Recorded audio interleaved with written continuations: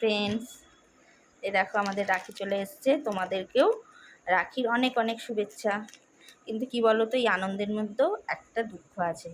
আমার 2 ছেলে ঘরের বাইরে। 2 ছেলে বলতে কে বলো তো, এই তোমার আমার 2 গোপু সোনা। আমাদের বাংলাদেশে এক রিলেটিভের মধ্যে একজন মারা গেছিলো, সেই জন্য অসুস্থ ছিল। তো গোপুকে কে খেতে টেতে দেবে, সেই জন্য ব্রাহ্মণের কাছে দেওয়া হয়েছিল। এই যে মিষ্টিও এসে গেছে। তো ভাবলাম গোপুকে একবারে জন্মাষ্টমীর দিনই ঘরে তুলব, সেই জন্যে এখন আর গোপুকে আনিনি। গোপুর রাখিটা তোলা থাকবে। তো আমার 2 মেয়ে জন্মাষ্টমীর দিন যখন গোপু আসবে, ওর পুজো হবে, তখন গোপুকে রাখিগুলো দেবে। প্রতি বছর ওকে আগে পরিয়ে তারপরে সবাইকে পরায়। সব একরকমই রাখি এনেছে। একই রকম আছে না, এরকম আছে।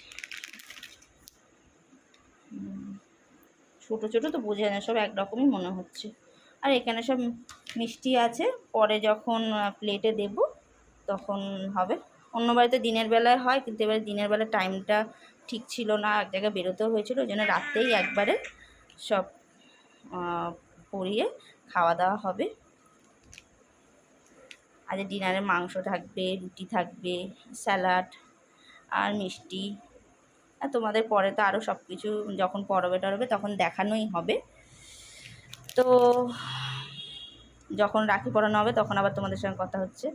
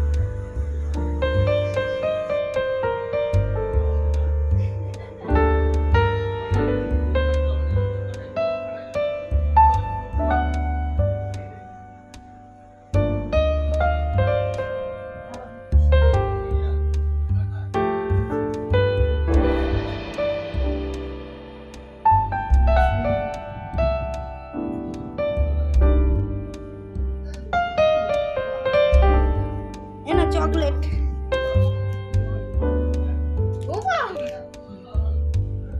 বলো, থ্যাংক ইউ।